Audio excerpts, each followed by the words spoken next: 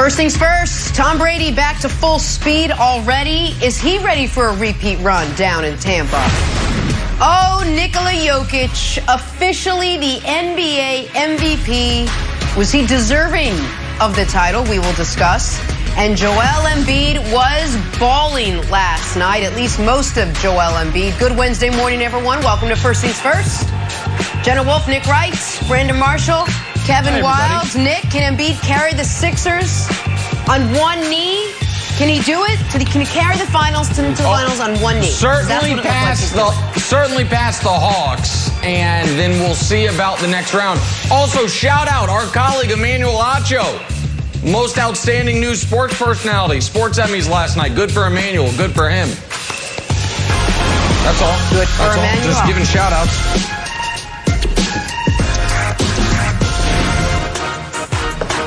All right, we will get to, probably won't Emmanuel, but we say thank you. We will get to Joel Embiid in a second. Shall we start with a little Clippers Jazz? Game 1 last night. The answer is yes. The reason for the yes is Donovan Mitchell. Now, Donovan came into the game not feeling well. He said at halftime he felt nauseous. He felt a little lightheaded. He still went out and dropped 45 on the Clippers.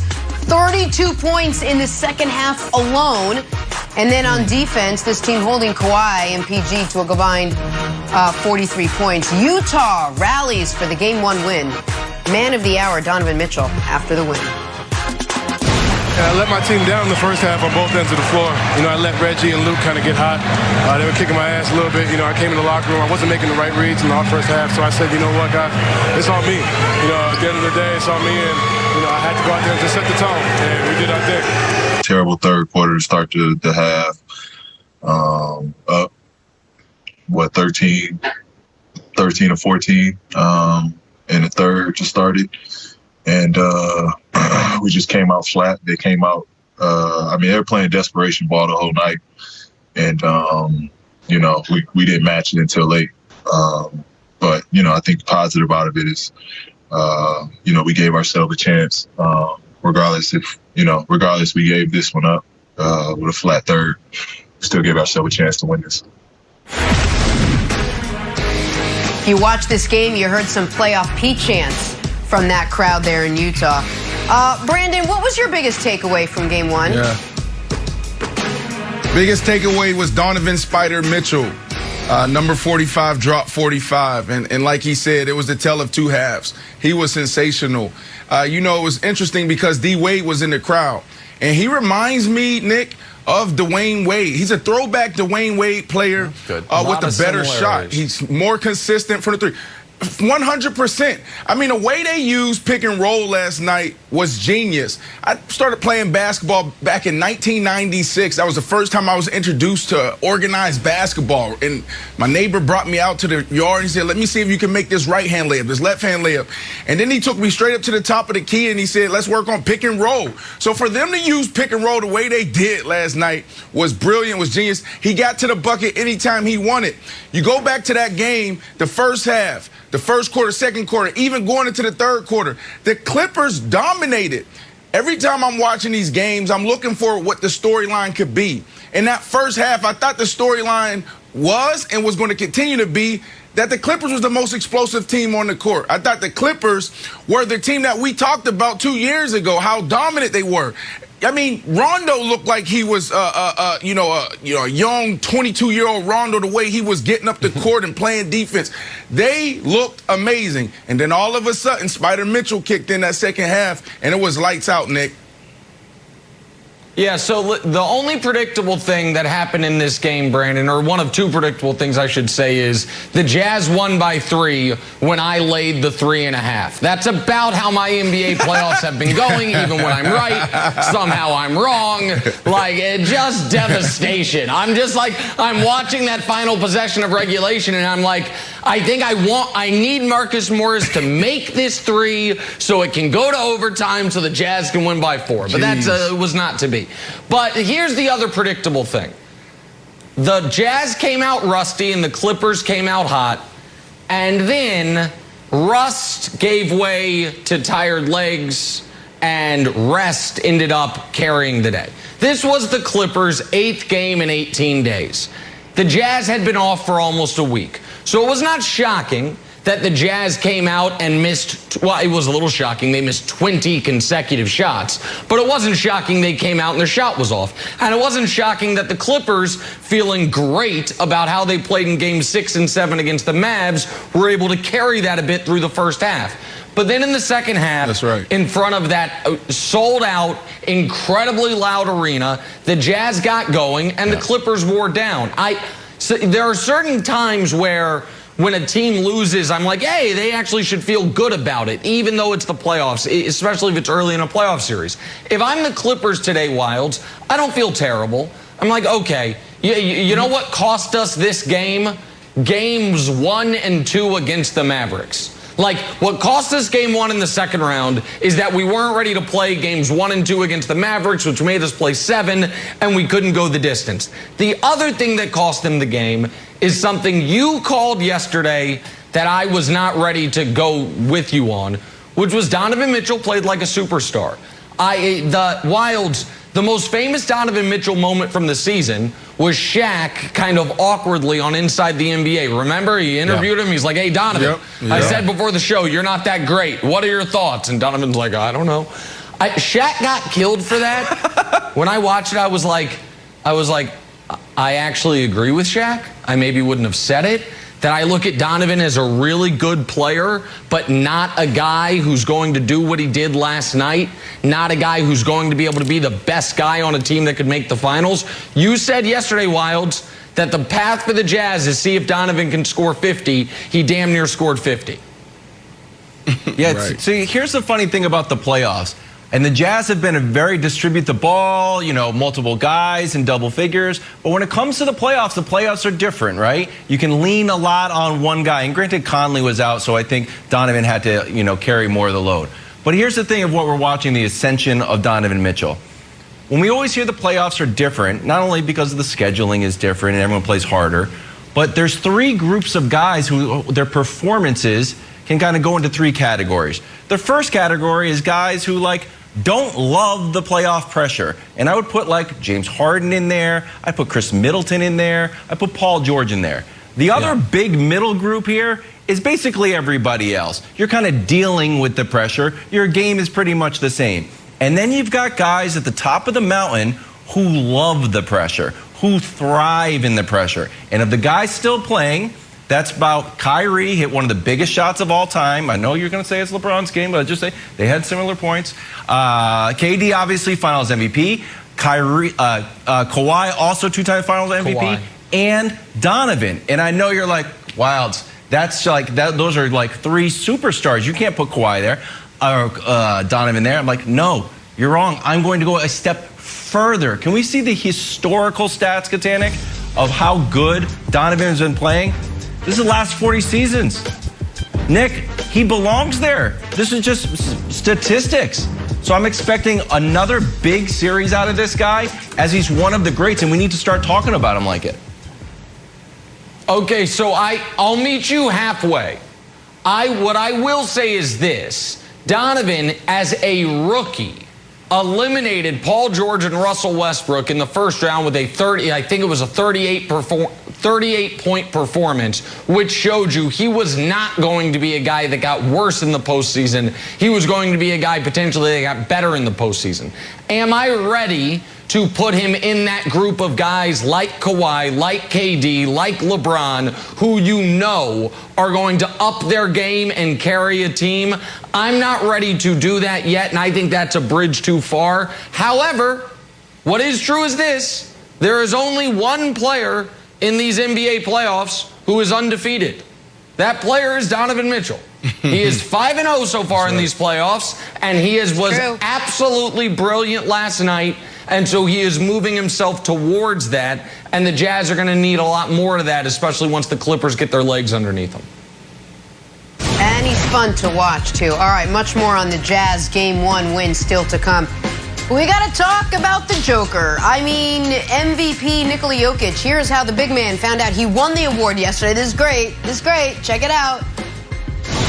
Adam, the floor is yours. Good to see you. You too, Coach. And sorry to interrupt your meeting.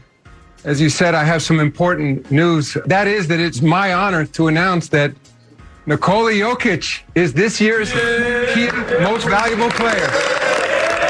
Congratulations, Nikola.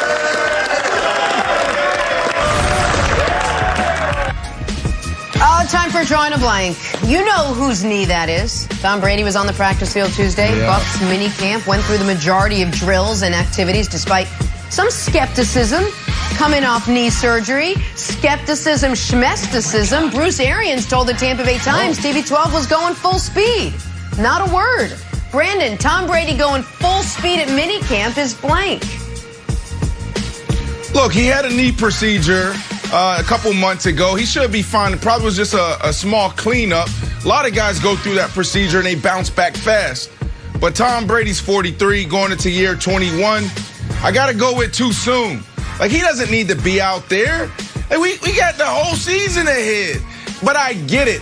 Man, I'm telling you right now, when your starting quarterback isn't out there, he's not in a huddle, the whole team just feels different. The whole vibe is just different.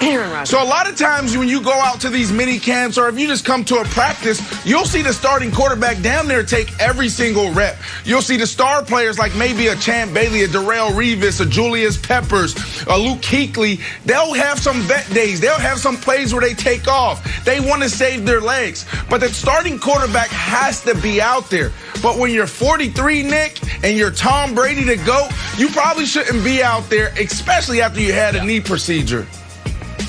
And going full speed and going so hard, the coach has to pull you off the practice field. I read this report, and it reminded me of one of the most famous sports reports ever. This was out of North Korea a decade ago. It reads, Dear Leader Un shot no worse than a birdie on any hole, also had 5 holes in one in a round that was witnessed by 17 armed guards en route to his record 38 under par. That was propaganda, and this is propaganda, and I'm sick of it. Guys, we know he's the GOAT. We know he's the defending Super Bowl champion.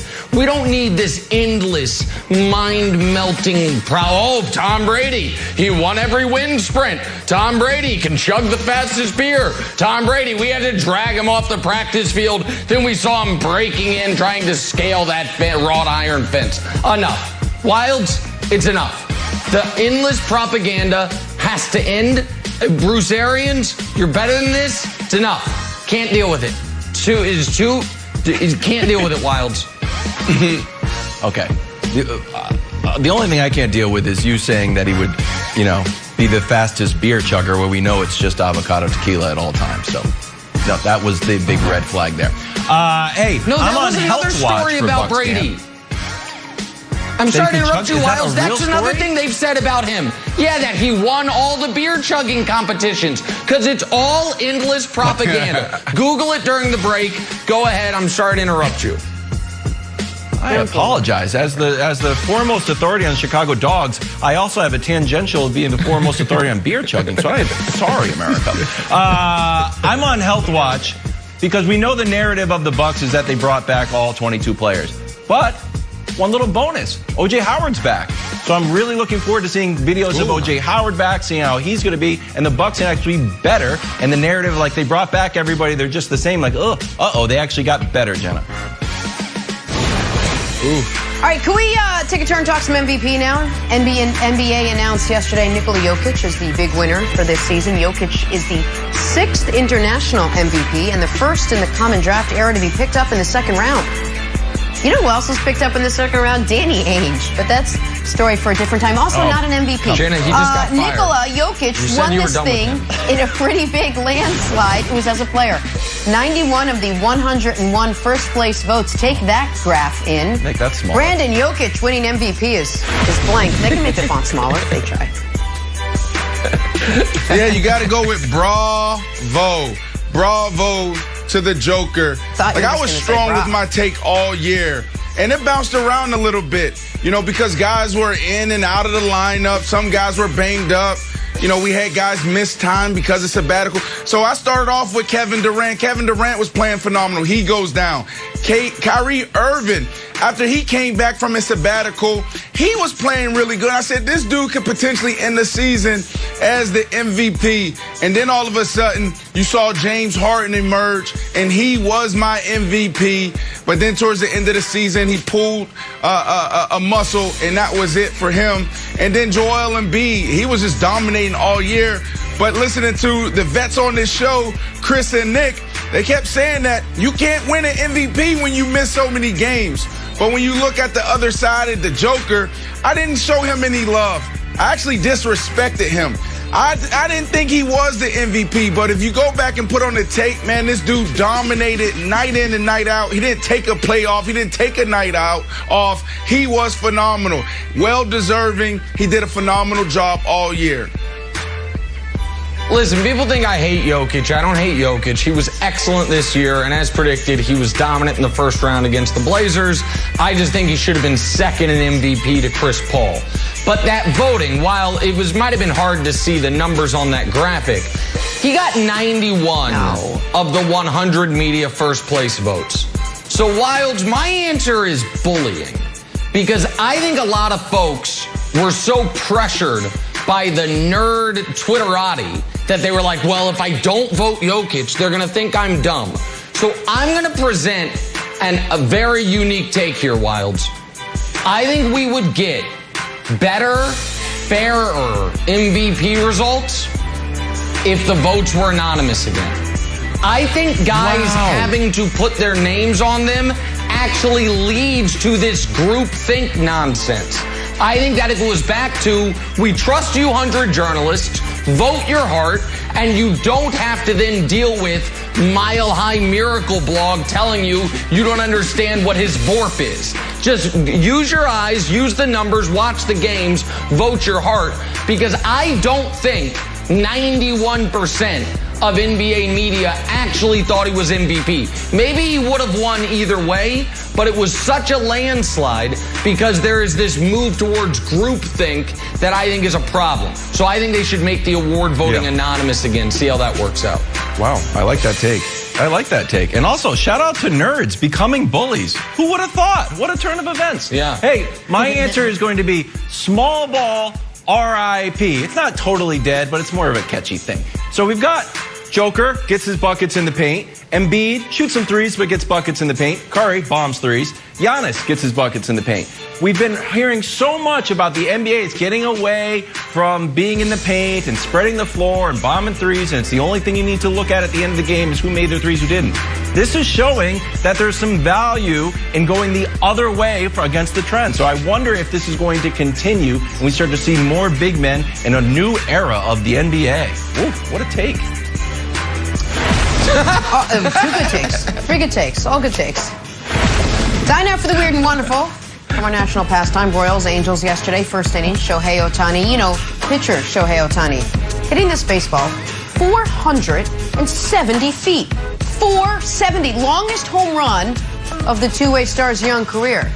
That right there is pretty wonderful. Wilds, what else you got for us, though? Oh, we've got Dodgers Pirates. Bottom of the first.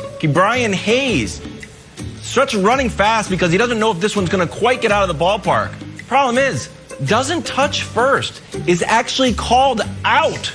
Happens in Little League, happens in the major leagues. Like, oh, sorry, I hit a home run, and I was also out. Moving on to the wonderful. We're going to check in on the Omaha Storm Chasers versus the team so nice they named it twice, the St. Paul Saints. Omaha Storm Chasers Gabe Spire.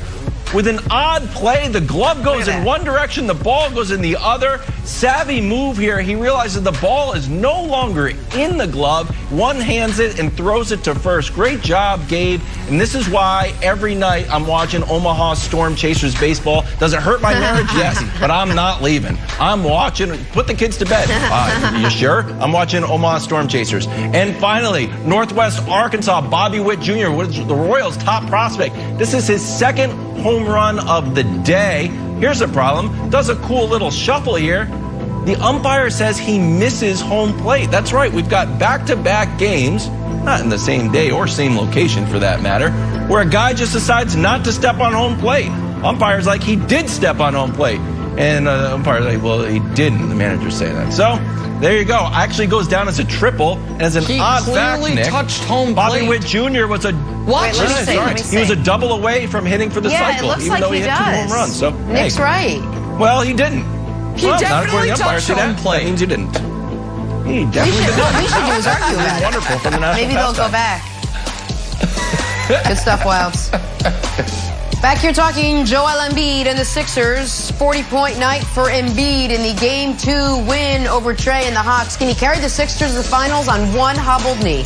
We discuss next. First things first. Did not look hobbled. Just threw that in there. On Saturday on Fox, a bitter NL Central rivalry renewed. Arenado and the Cardinals taking on Bryant and the Cubs. Or the Giants battle the Nationals, or you got Stros and Twins. It all starts 7 Eastern on Fox in the Fox Sports app. We are back here talking Hawks and Sixers. Game 2 last night. Sixers were trying to even up this series. Looked like a no-brainer early. They led by as many as 21 at one point. But you can't count out those scrappy Atlanta Hawks who tied this game up in the third quarter. But I got 2 words for you, Joel Embiid. Here's 4 words for you. Playoff best, 40 points. Kudos to him. Kudos to Ben Simmons, too, for his defensive work on Trey, holding him in check. Philly wins. They even up the series at a game apiece. Nick, I'll start with you. What'd you learn about Embiid and the Sixers last night? I'll get to Embiid in a moment. Listen, the Sixers are my pick and have been my pick all year to come out of the East. And so I'm going to hold them to a very high standard. I didn't love this game from them. And you were like, Nick, they were up 20 early. They won by 15. They got to clean some stuff up. Doc Rivers got to figure out who his 8 best guys are. And, Doc, I can help you. It's your 5 starters, Matisse Thybulle, Dwight Howard, and then there's a question about who that other guard's going to be. Is it going to be Shake? Is it going to be Maxey? Is it going to be George Hill? But in Game 1, they lost the game because Doc went to an all-bench lineup that got outscored by 14 points immediately. Yesterday, in the first half, the bench unit was 32 Atlanta, 0 Philly. 32-0 in the first half bench scoring. Wow. So Philly's got to clean some of this stuff up. They got to clean some of the end of quarter stuff up because in the next round, whether it's Milwaukee or Brooklyn, you are going to have to play your best basketball. Luckily for Philly, they were able to overcome all of that, in part because of an incandescent 5 minutes from Shake Milton, but really because of Joel Embiid. Brandon called Joel Embiid the most dominant player in basketball 4 months ago. And thus far this postseason, while he hasn't gotten the headlines that Kawhi and KD have gotten, I believe on a minute-for-minute basis, Embiid's been the most dominant player in the playoffs. Can we show Embiid's numbers? That, you don't have to be a mathematician to realize that's more points than minutes played. That's pretty damn good. And if you do his game averages and remove the game that he hurt his knee in, he's given you a humble 33, 9, and 3 in only 32 minutes per game. And here's the even more remarkable part. On 60% from the field and 44% from 3 while shooting around 85% from the line. Brandon, there's no answer for Embiid. Right. Now, Embiid alone is not going to be enough for them to get to the finals. They're going to have to work out those other things, and Doc's going to have to tighten some things up. But as they figure it out, having Embiid do what he's doing, and that's not even mentioning the defensive end, puts them in a great position because there is no answer for him right now in the NBA. Right. Yeah. I mean, the 76ers, they're a strong team, but I want to lean more into Embiid. I mean, everything you said, absolutely true. I want to go back to last year in the bubble. Last year in the bubble, here was my notes when we were talking about the 76ers. You had your boy go down, and then you had Embiid just standing there. So Joel Embiid, I put leadership, terrible. Body language, terrible. I can't win with this guy. You got to move on if he doesn't clean up his act. And then also his play in the bubble last year was just, it was so-so. He wasn't the most dominant player or the most dominant big in the NBA. We're talking about 2 months off. and he absolutely went to the other end of the spectrum. So that's the thing I saw last night. If you watch the game, there was a few plays where he's telling his guys, get over here, get over there. The way he's communicating, he looks like LeBron James out there. He looks like CP3 out there. You go back to game one, the game they lost. Look how he was talking to Danny Green. Get up there, press Trae Young. So to me, the story is Joel Embiid. Yeah, we've seen what he's done all year on the court from a skills standpoint when healthy. But the leadership, the body language, all those things that he didn't do in the bubble, which was hurting his team, the distraction he was, man, he cleaned that up, and I think that's why he's having such a phenomenal year, because what you do off the court matters on the court as well. So hats off to Joel Embiid cleaning this up. He is dominant, and he is phenomenal right now. Also, hats off to your note-keeping archives. My goodness. Hey, Yeah, you do a note really. for America. You want to be successful like Brandon Marshall. Amazing. This guy's got his notes at hand from the bubble. Mine are all just thrown in the garbage. This guy's got everything. Okay, here's my biggest takeaway. The Sixers are up 2-1. You're like, what, Wilds? Are you drunk again at work? I am, but it doesn't have anything to do with this point. Not germane. It doesn't affect my work. Here's why. We can break down game one to actually being 2 games. First half, Trae Young had 25 points. And then Doc Rivers like, you know what doesn't work? Danny Green. Hey, Ben Simmons, Defensive Player of the Year candidate. Why don't you guard him? Ben's like, yeah, thank you. Hello. Second half, he had 10 points with 0 for 4. Last night, they threw a lot of different looks at him. Ben was on him more. Matisse was on him more. They weren't dropping on these pick and rolls. They were just throwing a lot of looks at him, just generally confusing the guy. And he went 1 for 7 from 3. So, Nick, I think we always talk about in-game adjustments. I feel like the first half was a feel-out half for Doc. He looked at it like, oh, this guy's going to cook us, especially if he gets hot. There's sort of like a momentum rhythm to his game. And once you see Ben Simmons block this shot, I think that Trae can run hot and cold. You're like, uh-oh, this guy is pretty good blocking my shot. I'm going to have to either move further back or my game plan wasn't going to work. So I thought it was a very indicative play, Ben blocking that 3. So I think it's a great point. I also think it's why it's important to watch these playoff games, even when they're blowouts, to their conclusion. I'm going to go to a specific example. Game 3, the 2015 Finals, Cavs-Warriors, when Kyrie and Kevin Love were out. Look, the Cavs dominated Game 3. And then in the fourth quarter, Golden State figured some things out. They still lost. But what they did in the fourth quarter is what led them to winning games 4, 5, and 6. You could see, oh, they got it. Philly, what they did at the end of game 1, turning a 15-point deficit into a 2-point deficit with 2 minutes of intense, frenetic defense, is, I think, what carried them to their early lead in this game. And thankfully, my God, my prayers have answered. Finally, somebody is making Trae Young work. Make him work on defense. Oh, you do. Tobias Harris cooks. Make him understand that he is my height and weighs less than me. So you know what? He shouldn't be the most dominant offensive player in the playoffs. And so that's been nice. Brandon, to your point, though, quickly on Embiid. I talked to Daryl Morey, who runs the Sixers, yesterday, because he was a little upset with me. He said I shouldn't have tried to get Pat Riley fined. I still think Pat Riley should be fined. Daryl's opinion is nobody should be fined. But we were talking about Embiid, and I don't think he'll be mad at me for saying this. He said the thing about Embiid that was the biggest surprise was how brilliant he is. He was like, I knew he was a great player from afar. But being around him every day, hearing him at practice, hearing him talk to teammates, the way he understands the game, the way he understands time score situation. He said he's one of the smartest guys he's ever been around.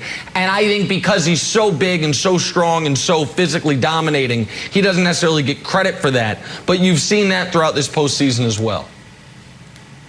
Yeah, 100%. And a lot of the great players and athletes I've been around, you know, we look at them for what they do on the court, on the field, on the pitch. But one of the things that we don't see a lot, you know, because we highlight it with LeBron James, we highlight it with Peyton Manning and a couple others, but most of our great players, their IQ is off the chart. So I'm not surprised by that when you see the jump Embiid has made. I mean, he's dominant. I mean, we're talking about a guy who was 80% from the free throw line this year, damn near 50 and 40%. Like, I mean, that's just, it's insane what he did at 7 feet tall. But here's the thing, Nick. You talked about Trae Young.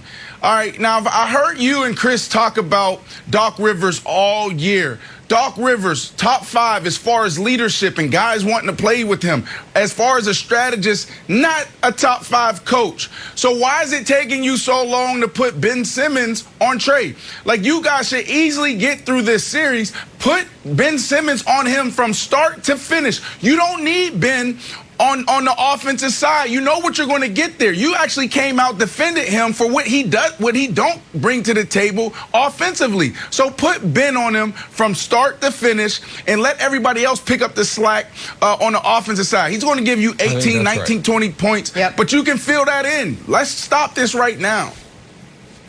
Maybe that was the Sixers figuring it out last night, like Nick was talking about with the Cavs and Warriors. Time for Nick to hand out some NBA playoff medals. Rudy Gobert saved game 1 with this block in the final seconds on Marcus Morris. Boom. The Stifle Tower just missing out on a medal, though. Why, Nick? Who did make your playoff podium, if not Rudy? Well, 2 are obvious. The bronze medal, it could have gone to Rudy. Instead, I gave it to Shake. Shake Milton. No one has ever earned a bronze medal for less work. Guy had 4 unbelievable minutes, and it turned this game. Atlanta took their first lead of the game, or their first lead since the early moments. Then Shake Milton comes in the game and just lights the team on fire. Shake was out of the guard rotation. Doc went to him. Shake gave himself the auto green light.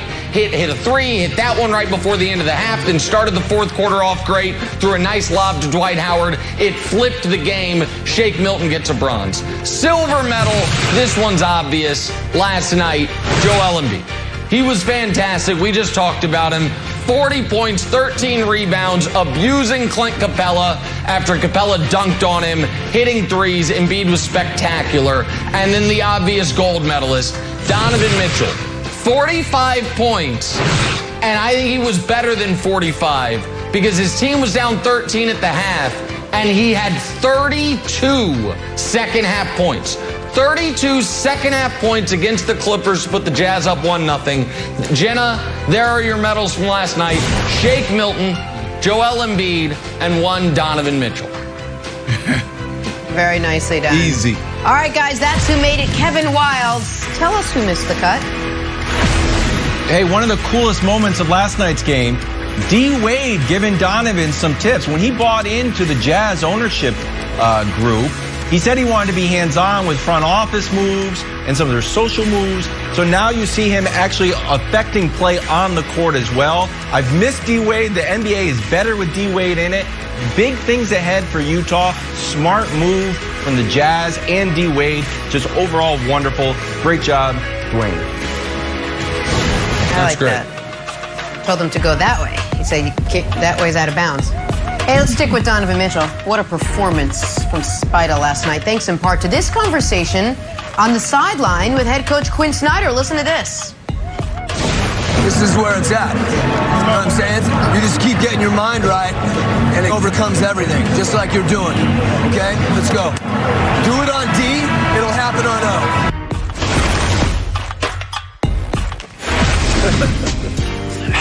Back here, first things first, with Chris Broussard. Broussard has a team. It is the Clippers, so let's talk some Clippers Jazz game 1. And this was all about Donovan Mitchell. I take my cues.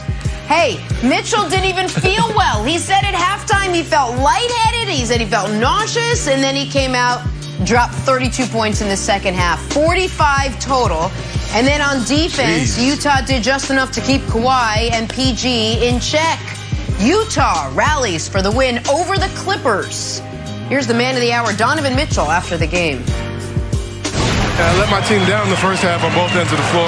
You know, I let Reggie and Luke kind of get hot. They were kicking my ass a little bit. You know, I came in the locker room. I wasn't making the right reads in the first half, so I said, you know what, God, it's on me. You know, at the end of the day, it's on me, and, you know, I had to go out there and just set the tone, and we did our thing. Terrible third quarter to start the half. Up, 13 or 14 in the third just started. And we just came out flat. They came out, they were playing desperation ball the whole night. And, you know, we didn't match it until late. But, you know, I think the positive out of it is, you know, we gave ourselves a chance. Regardless we gave this one up with a flat third, still give ourselves a chance to win this. All right, Chris Broussard, I'll start with you. What was your biggest takeaway from game one?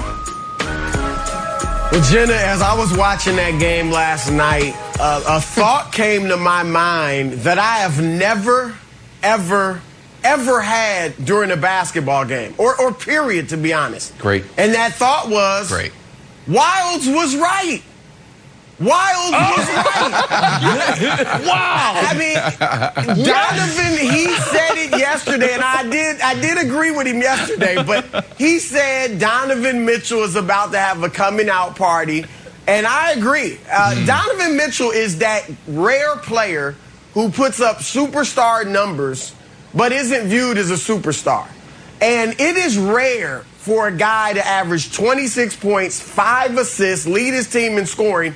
That team has the best record in the NBA, and he is nowhere near the MVP discussion. And I think some of it's because he's and he did miss games, but even before he got injured late in the season, he wasn't in the discussion. So I don't think if he had played just about every game, he probably wouldn't have gotten many votes, if any. So I think that will change with this series. We know he was great in the bubble last year. They didn't get out of the first round, though. I think after this series, he will be viewed as a bona fide superstar. He's not an efficient scorer. He shot below 44% this year. But I think if they can win or lose, to be honest, if they play the Clippers tough, or even if they win, obviously, I think he will raise his status will raise, and he may even go up in Knicks tiers. I got to believe that. So I got to give Wild some props. It's ironic that Dwayne Wade was there in the front row, because I think Mitchell plays like Dwayne Wade with a three-point shot. That's what he reminds me. He reminds me of Wade with a three-point shot. On the other hand, look, if you're the Clippers, I didn't expect them to win coming off the emotional Game 7 win just 2 days ago. You could say, if you're a Clippers fan, hey, Kawhi didn't play well. He only had 23 points. Paul George didn't play well, shot 4 for 17, and we still had a chance to win. Here's the thing, though. Mike Conley didn't play, and maybe he'll be back for Game 2. Probably, certainly will be back for Game 3. So you got that. And then here's the other thing. Paul George has not been shooting the ball well lately. Over the last 3 games, now they obviously won 2 of those in Dallas, but over the last 3 games, he's shooting 32%. He's had big moments. He had 13 points in the fourth quarter last night, but they're going to need consistently good play from Paul George. I'm tired of seeing him at the press conferences with his head down, cornrows glistening, and just talking in solemn tones. You know, so I'm not worried about Kawhi, but they're going to need more from Paul George on a consistent basis.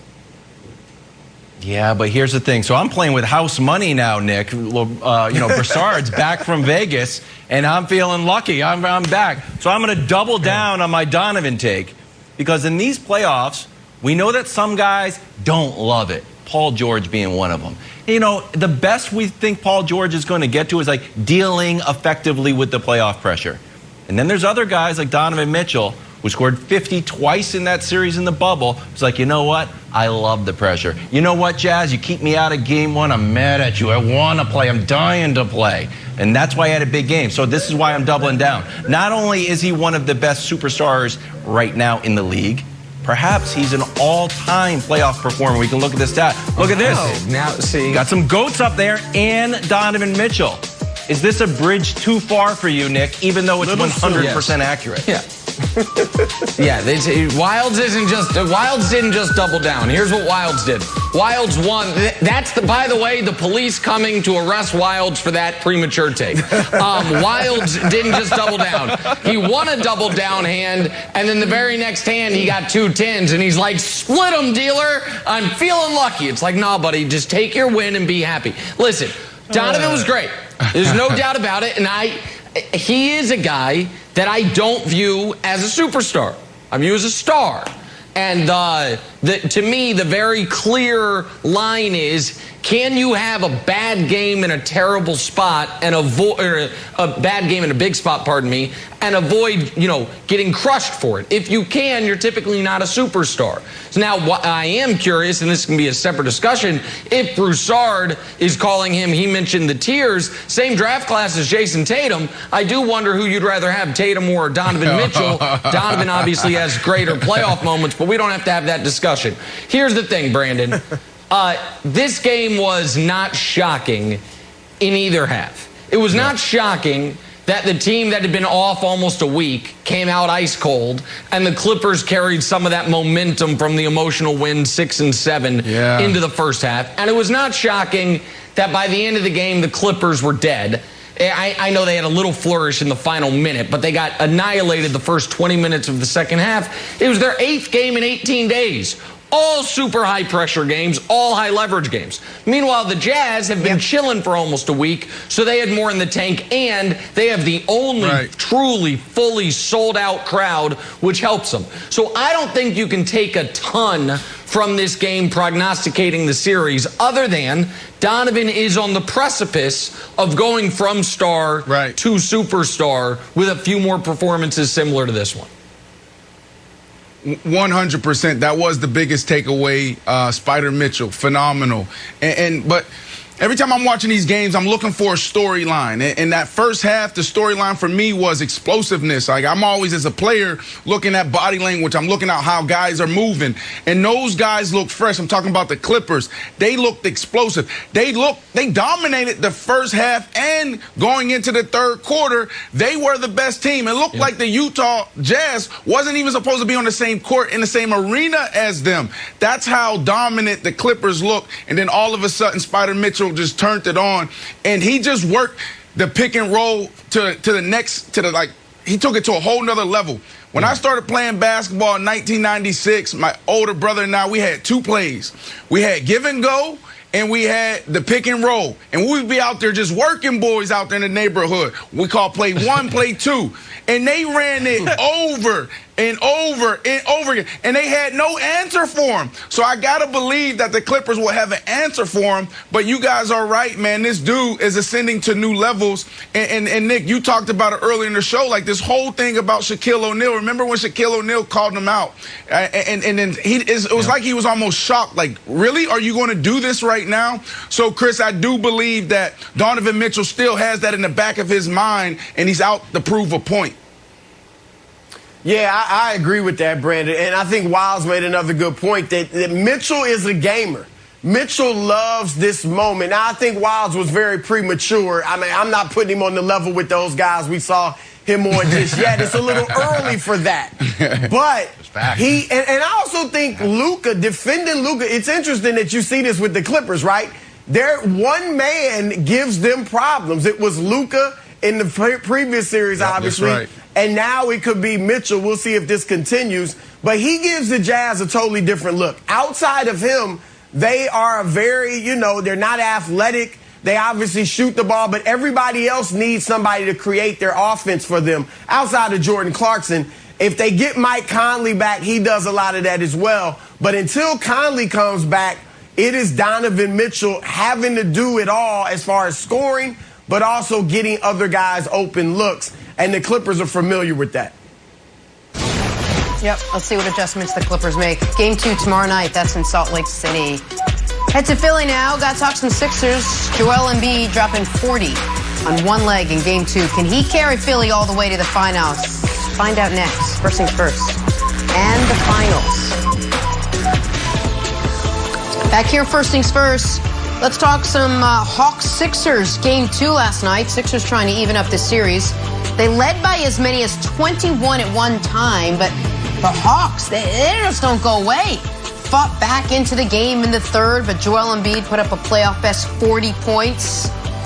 His friend Ben Simmons kept Trae Young in check, and Philly hanging on to even the series up at a game apiece. And with that, we welcome NBA vet and host of the Knuckleheads podcast, Darius Miles. Darius, good morning. I'm going to jump right in. Tell me, what did you learn about Embiid and the Sixers in last night's win over Atlanta? I feel he's been doing the same thing that he's been doing every time he's healthy. He always played good. He's played like he's the MVP, and last night he showed that he's one of the MVP candidates. And you saw why a lot of people thought before he got hurt he was going to win MVP. And there's no answer for Embiid when he's healthy. I showed it earlier. I can show it again quickly. In these playoffs so far, Darius, he's more than a point a minute. He's 175 points in 168 minutes. And if you remove the game where he got hurt early, he's averaging 33 points on 61% shooting.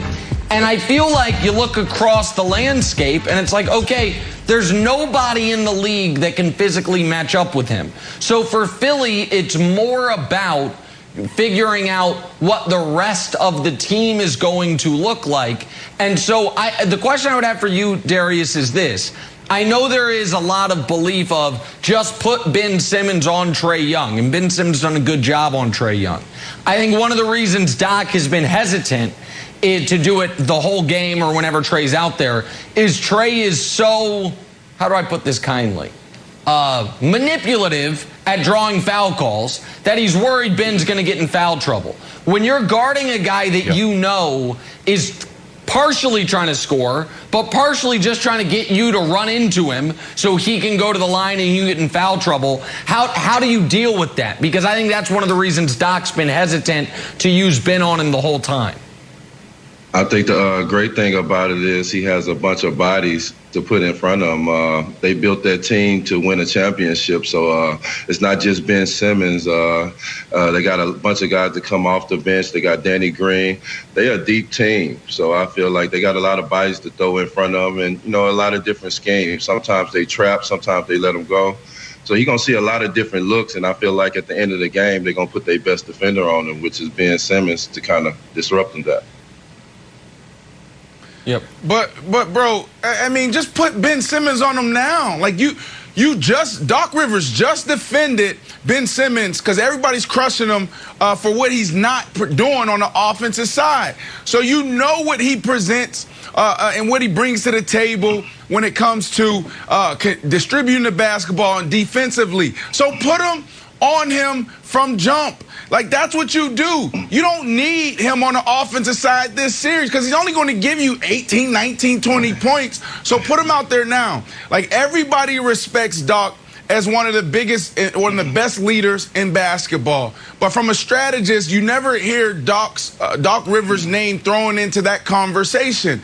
So for me, if I'm Doc Rivers, I'm putting Ben Simmons on him from start to finish because you don't need him offensively. Now, for me, the biggest takeaway was Embiid. Like last year, I was probably the biggest critic on Embiid going back to the bubble. Here's my notes. My notes last year was when he was in the bubble, you had Ben Simmons go down, so it's all on him. This was his moment to take control and show that he was the most dominant player. Now he emerged into that this year, but leadership terrible, body language terrible, and then I also wrote, if I'm them, I'll move on from because it's the whole discussion: who do you keep, Ben Simmons or Embiid?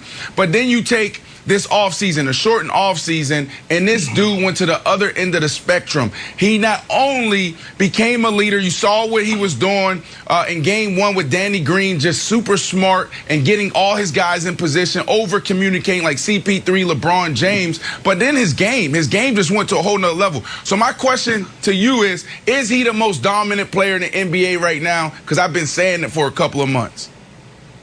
I don't know if he's the most dominant player in the NBA. This is his season, his breakout season to be in the MVP votes, and this is breakout season to take another step up in his game. But I don't think I would say he's the most dominant player. Anthony Davis is the best center in the league to me. Then Embiid, then Joker. Oh, wow. I think it falls off like that.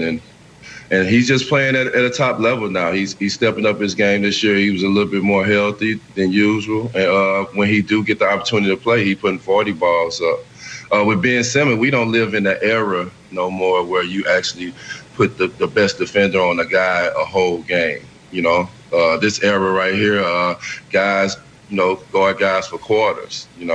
They kind of save their energy, kind of have strategy, and at the end of the game, they match up like that. So I think this era now is not the era where you putting a guy like Ben Simmons on Trae Young the whole game.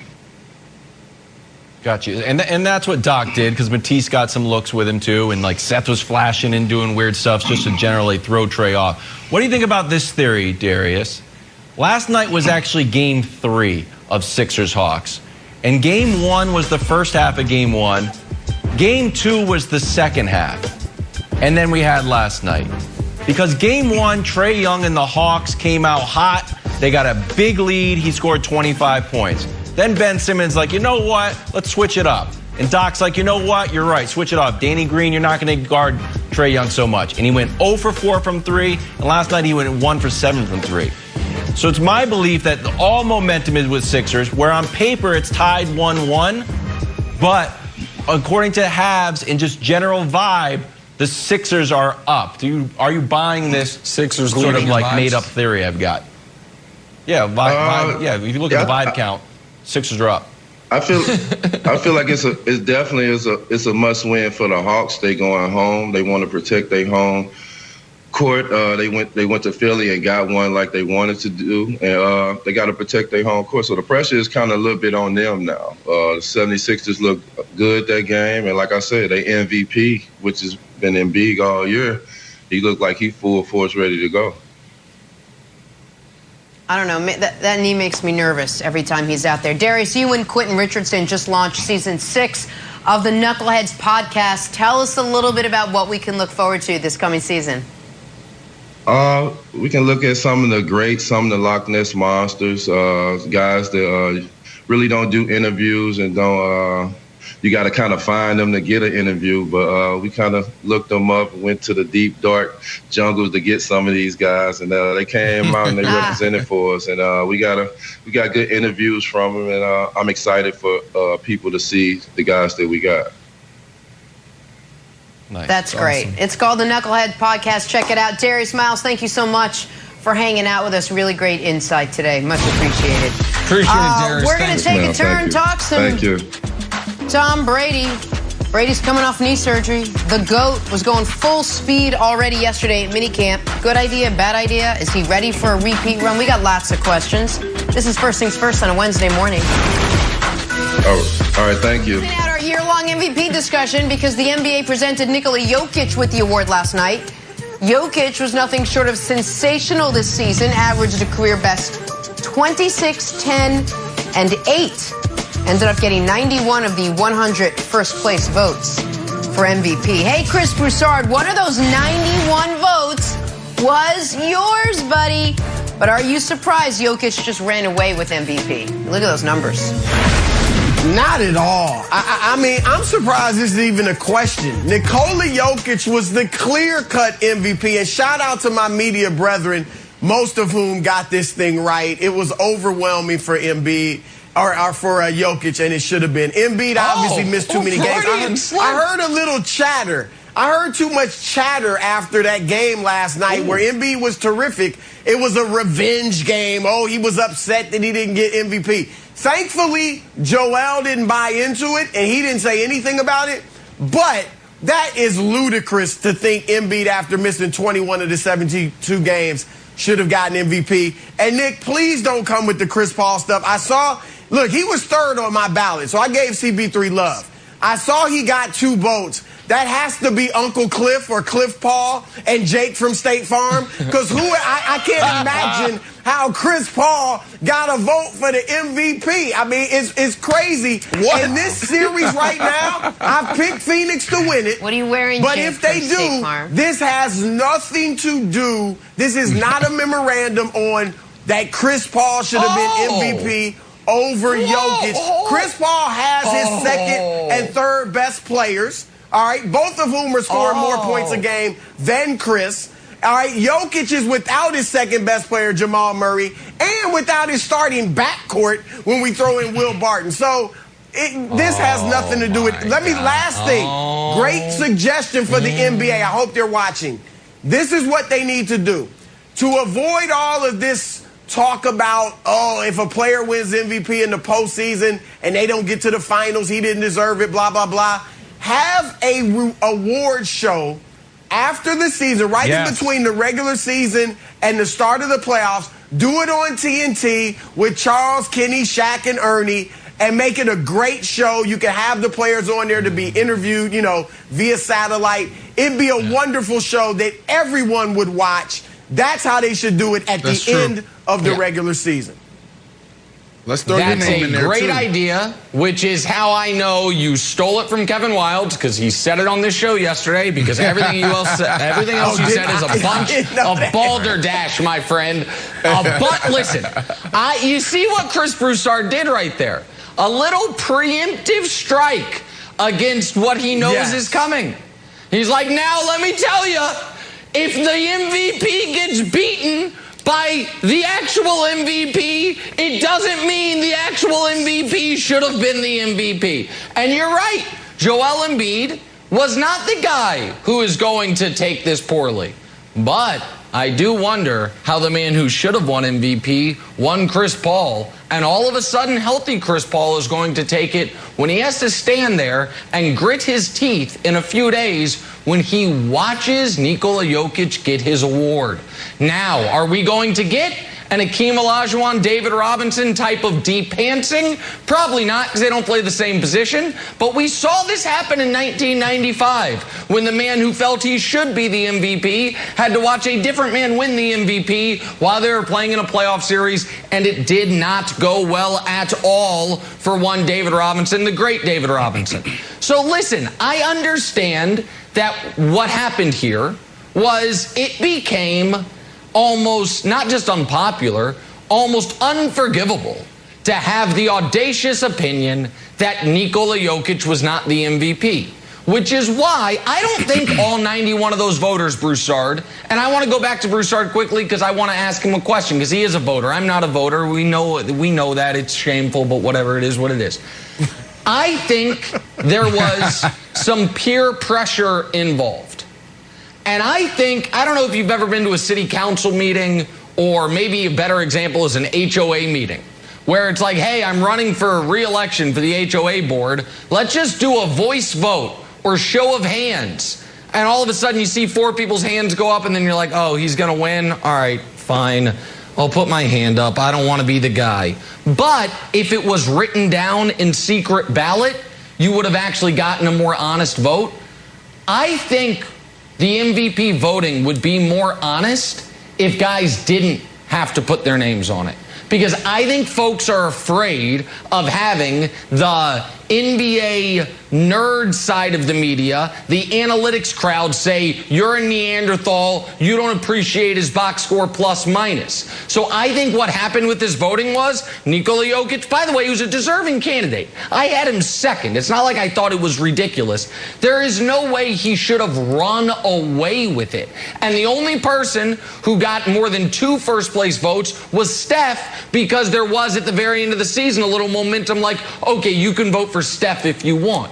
I think we would get a more honest accounting of what people actually think if this ballot was like, regular ballots, which is a secret ballot. There's a reason voting is often done in secret, so people can vote what they truly believe, not what they're pressured by their colleagues to vote for. You hate this idea. I think that is lunacy. That's ridiculous. Nick, we're grown men. All right, we're not worried about what somebody says. Peer pressure to vote for MVP? Really? No, Jokic deserved it, and I get it. He largely won it because he was able to play every game and he didn't get hurt, and a lot of other guys, Embiid, James Harden, Kevin Durant, LeBron, they all got hurt. I get all that. But there is not a legitimate argument, as great as he is, for Chris Paul being MVP over Nikola Jokic. There just isn't. He averaged 16.8 assists. Jokic averaged just as many assists, shot better from three, played without his best players. I can make an argument that Devin Booker is the best player on the Phoenix Suns. I mean, you really can. And so, come on, Monty Williams had a large role in turning that team around. No, you can't. Last year, look at when their turnaround began. It was when DeAndre Ayton came back from the 25-game suspension. All right, so that team was rolling from that point on, playing plus 500 basketball from the time Ayton got back, and then they kept it up. Now, CP3 was huge for them, don't get me wrong, but he was the catalyst. He was the catalyst. There's no way. That's fine, but he was. Did he deserve MVP over Jokic? I know, but we had. I mean, you talked about precedent and historical precedents, right? You know, you have this whole criteria. What is it, like a list of 5, 6 things? So when you look at what CP3 was able to do, you know, you have to respect that. And a lot of times we hone in too much on the stats and what they're doing, you know, on the court. But, man, this dude took an organization that haven't been to the playoff in 10 years, and look where they're at now. Hell, they could potentially win and be the team to come out the West. But here's the deal. I'm going to let you guys continue to debate, you know, who's the MVP, who should have been the MVP. I think this is a time to celebrate Joker. Now, I had a hard stance and a hard take all year. You know, I was on it, you know, on the table for James Harden. I was on the table for Joel Embiid. But this was a funky year, like you said, Chris. You've been saying it, man. You know, this is a weird year where guys that are deserving to be the MVP, LeBron James, James Harden, Joel Embiid, they just missed too much time. And the guy who was most consistent was Joker. Not only playing, but he dominated night in and night out, Kevin. And when you look at this team, I don't know if they make the playoffs if he's not on that team.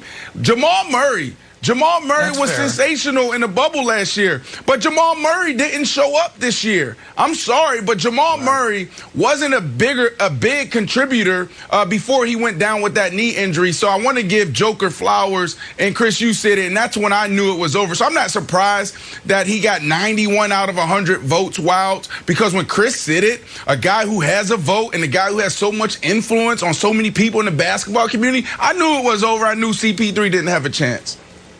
Yep. Broussard bullied him. Well, yeah, I agree. Broussard out here cyberbullying. Broussard is one of the bullying. I'm Suge Knight now. Now I'm Suge bullying. just hanging Sam Amick out of the window. By his feet. Sorry, that's a Vanilla Ice Suge Knight story. Okay, Broussard. Bigger picture. Go up to 10,000 feet.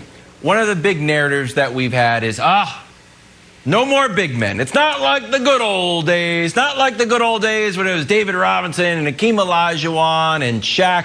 It's all just pace and space, and the guys are hitting three and small ball. And then you look at who got MVP votes. Joker won. Embiid gets a lot of buckets in the paint, hits a few threes, and Giannis gets a bunch of buckets in the paint. Do you think that this voting could be part of a larger trend over, like, you know what? While everyone wants to shoot threes, there is actually a lot of value in the big men, and perhaps we've been underrating them and underutilizing them for the past few years? I think it's nice to see the big men get some love. I'll give you that. But look, they're obviously all big men that play on the perimeter. You know, Embiid does post up more than anybody else in the league, but he takes a lot of jump shots. He's a great jump shooter. He's got moves on the perimeter. All that, like you said, hits the occasional three. That's true. Jokic is a point center. Jokic has invented a position. He is a point center. And he shoots a lot of threes, 42% from three during the playoffs. He's a great perimeter player. Now, he does what Jokic and Embiid both do that's great is they will use their size to post up as well. They play on the perimeter a lot, but they'll also go ahead and post up near the basket when they need to. I'd actually like to see Giannis doing more of that. Giannis is going to have to start posting up a little more and not trying to always take the ball from the top of the key to get to the paint. But it's good to see the big men, you know, get some love and some shine in this league that's now becoming about small ball. Who'd you vote second? You had Jokic 1, CP3 third. Who'd you vote You had Giannis second. So the question I would have for you, and I think that's a legitimate one. I think it's a very legitimate one. The question I would have for you is this, because I know I give you a hard time, but you know that I really do respect your basketball opinion. It feels to me like your Chris Paul isn't the MVP argument would also knock him far out of your top 5. Because by the numbers, by the fact that the turnaround started arguably last year, by the fact that he might not even be the best player on his own team, that he is not, then he's clearly didn't have a better year than the rest of your ballot or the first guy left off your ballot. So, to me, it would have made more sense for folks to not have Chris Paul on it at all than to have him second, third, or fourth. If you are putting him in the top 4, you are saying his impact cannot be quantified by numbers, which is the argument I'm making. So, what was your thought process on he was good enough to be ahead of Steph? He was good enough to be ahead of Giannis. Not Giannis. He was good enough to be ahead of Harden, whomever the rest of your ballot was, but he wasn't good enough to be the MVP of the league. Well, the rest of my ballot was Embiid 4th and Steph 5th. It simply put, Embiid missed too many games. He missed 21 of the 72 games. That's far more than anyone has ever missed and won MVP since the media's been voting. All right, one time it happened when Bill Walton played 58 of 82 games. Yeah. That was when the players voted, which there was some Kareem won it without making the playoffs one year and stuff like that, when players voted. Media hasn't had that precedent. Steph didn't even make the playoffs. And granted, we didn't know that at the time of the vote, but they were in the play-in. So that's a criteria as well. Brandon noted my criteria. Wins and losses is not everything, but it is part of the equation. And I'm not trying to poo-poo Chris's season. He was tremendous. I do think he was the main factor in their turnaround, but I'm just saying when you compare the help he had to what Jokic had, I don't think it's comparable. So I think I felt good putting Chris number 3. And I thought the other two, Harden I didn't even have on my ballot because he missed too many games. And so that was my thought process. That's fair. That's fair. It's legit. It's wrong. All right, Nikola Jokic, your NBA MVP. Thanks, Nick. Thanks for telling him that. No problem. Nick's going to hand out some NBA playoff medals. Rudy Gobert saved the Game 1 win with this block in the final seconds on Marcus Morris, but he just missed out on a medal. Nick, who did make your playoff podium?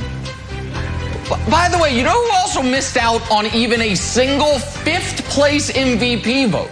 Donovan Mitchell. Donovan Mitchell couldn't get one vote on anyone's ballot anywhere. Just the best player on the number 1 seed in the whole league. But that's neither here nor there. Bronze medal. Oh, shake and bake Milton. Oh, thank goodness. Salvage Philly -5.5. When it looked like things were going wrong, Doc Rivers pressed the rare Shake Milton button, and it came up aces for him. Last time we saw Shake Milton in a big playoff moment, it was when it looked like Joel Embiid was going to do the Homer Simpson to Bart Simpson, wring his neck on the sideline. Instead, Shake Milton comes out on fire, hits 4 huge threes to help bust this game wide open. Silver medal. This one's obvious. Joel Embiid. 40 points, dominating performance. Clint Capella, 2 plays prior to this highlight there, Clint Capella dunked on Joel. Joel was like, okay, I'm going to make you hear about it and feel this. Take this little forearm to the chops here.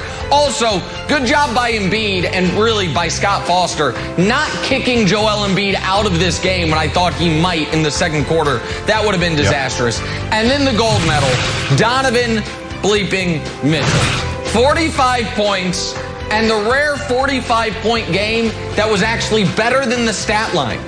32 in the second half in a 13-point second-half comeback for the Jazz. Donovan was spectacular, particularly in the second half. He was the best player of the night in the NBA last night, Jenna. All right, good stuff. That's who made it, but Kevin Wildes is going to tell you who just missed the cuts. Hey, great moment in the game where D. Wade coaching up Donovan Mitchell. Remember, Dwayne Wade bought into the ownership group. He's going to make a lot of hands-on decisions about the front office. Wasn't expecting this. Also making on-court decisions. So savvy move. You get a free coach and a great part of your ownership team. So great job, D. Wade. Wonderful to have you back in the arena. NBA basketball is better with you in it. Gabby Buy one, Union get was one saying free. you got to split the pick and roll. Gabby Union was helping. Let's stay in Utah. Can Donovan Mitchell continue to outplay Kawhi and Paul George in this series? We'll talk about that next. First things first. Broussard, thank you. Saturday on Fox, a bitter NL Central rivalry renewed as Arenado and the Cards take on Bryant and the Cubs. Or you got Giants battling Nationals, Astros and Twins. Excuse me. Excuse me, 7 Eastern. Sorry. Oh, on Jenna. Fox and the Fox Sports app. Oh, guys. I know, baseball rivalries. Jenna's sick again. They get me every time. Folks I don't want to talk back about in the it. streets. Jenna's sick Don't again. listen to him. No, she isn't. We wrap things up here on a Wednesday morning talking Clippers Jazz game 1 last night. Feeling good. I'm all healthy. The takeaway in this one was Donovan Mitchell. We've been talking about him all morning long. Another incredible performance. Despite coming into the game not feeling great, he still dropped 45 on the Clippers in game 1. He had 32 coming in the second half. Utah rallies for the game 1 win over the Clippers. So, Brandon, what was your biggest takeaway from game 1 of this series? Yeah, Donovan Spider Mitchell. We've been talking about it all morning. Number 45, dropped 45 last night. Reminiscent of D Wade. D Wade in attendance, sitting there right there, courtside. You know, he is D Wade with a better shot. That's who he is. The dude was sensational. You know, I also look at storylines, and the storyline for me up until, midway through the third quarter was the Clippers were dominating. The Clippers, they were in total control. They were explosive. I was reading the body language of the guys. Rondo was fast. Kawhi, the way he was closing out, was amazing. So I thought that game was theirs, and then all of a sudden, you saw Spider come in and just take it to a whole nother level. Areas of opportunities for the Clippers, Nick. You have Kawhi Leonard. Unfortunately, they're coming off of a series where he had to, in Game 6 and Game 7 in the second half, guard Luka. He may need to do the same thing. If they want to survive this series, Kawhi need to strap down and take it to a whole nother level. And I don't know if he have the gas. I don't know if he have the stamina to chase Mitchell around, because all they're going to do is run pick and roll, play after play after play. Hell, that was one of the first plays I learned when I picked up a ball back in '96, was give and go and pick and roll. And that's what he did. He got to the bucket anytime he wanted to. So that was cool to watch. Another area of opportunity is Paul George. Paul George has been good all year. Paul George has been good in the playoffs. We haven't seen playoff P, but this is the moment now where you need to step up. You can't just sit back and be passive and wait for Kawhi to just take you guys where you're trying to go. You need to show up, and this is your opportunity to get your name back in the conversation of superstar. So step up and do your job, man. This is your moment. If you're a player and you're in this moment where you went through a year of people calling you playoff P, a year of people saying you're not a superstar anymore, and you're on the biggest stage, let's go, buddy. Let's go. So those are the areas of opportunity for the Clippers, and I'm excited to watch and see how this thing plays out. So listen, I'm not going to hammer the Clippers here. I think what happened last night was pretty predictable. The Jazz had been off for almost a week, so they were rusty. They missed 20 consecutive shots in the first quarter of this game, and the Clippers got out to a big lead, and then the Clippers ran out of gas. It was their 8th game in 18 days. Meanwhile, the Jazz super rested. So obviously the Clippers would have loved to hang on. This isn't being down 1-0 in this spot, given the context of what the Jazz had done in round 1 and what the Clippers had to go through in round 1. That's not wildly concerning for the Clippers. But some other things are at least mildly concerning. Brandon, you mentioned Paul George. You're right.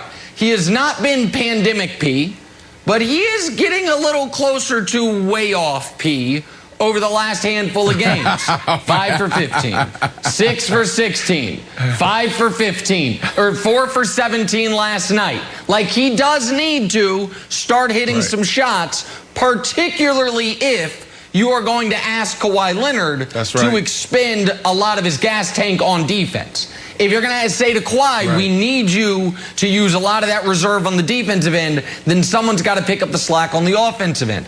The other thing that should concern the Clippers is this. It's one thing when you're playing Luka and a bunch of guys that Luke is going to go for 40, and then you see what other guys do. But the Jazz were, by one metric, the most prolific three-point shooting team in NBA history this year. Every game, all year, they hit at least 10 threes. They are going to make threes. So what you can't do, Wilds, is let Donovan go off and have them hit threes, and they're going to hit threes no matter what, so that means you got to be able to slow down Donovan. Yesterday, you said you thought Donovan could go for a monster game. I said, I think it's going to have to be more equal opportunity. Donovan Wilds went for one of the best playoff games of his life. Now, he's got 2 50-point playoff games. He's got a 38-point elimination game, so it's not the best game, but it's one of the best games against some of the toughest competition. So they got to figure that out quickly, because down 1-0 is no big deal. Down 2-0 against a team that's had the best record in basketball this year is a different story than down 2-0 to the Mavs. All right, here's something that's true that is going to shock you. Donovan Mitchell is one of the most prolific scorers in NBA playoff history. What? It's true. And I know when people are very eager when a guy performs poorly in the playoffs to label them as like not being able to handle the pressure. Like, Chris Middleton can't do it. Oh, what's up with way off B? That's an amazing James stat. Harden, they're not built for it. So when it goes the other way and you see a guy performing at an all-time level, you got to give him his flowers. He's playing out of his mind, and he thrives on the pressure. He loves it. There was no Connolly. He took up the slack. We had a quote, Nick, from his mic'd up when he's on the bench, like, you know what? They just played a game 7. If we win this quarter, we can win the game. His great leadership. He's more athletic than Trae Young, but he's sneaky with these little jump shots like Trae Young. He's a great player, and I think we all need to recognize it. It's great. All right, quick question for you guys as we head out the door here. Nuggets, Suns back in action tonight for Game 2. Phoenix up 1-0 in that series. Brandon, who wins tonight? Oh, Jen, I got to go with the most complete team in the NBA. You saw Bridges go for 23, Booker and CP3 21, 8 and 20. And then, Crowder goes for easy 14. So I'm going to go with the Suns. Suns by 15. Ooh. Okay. Suns by 15. Oh, wow. I'm going with the Larry Bird 33 points for Booker. Suns win. I've got the Suns winning the West at this point. I think the Nuggets win tonight. Listen, the Suns have won 4 consecutive playoff games. They're due for a tough performance. Like, it's really hard against this level of competition to rip off a long win streak. I hope you're right, Brandon. I hope they get swept. I think the Nuggets win tonight. Much more on Undisputed. We got to go. Lots to talk about. See you tomorrow.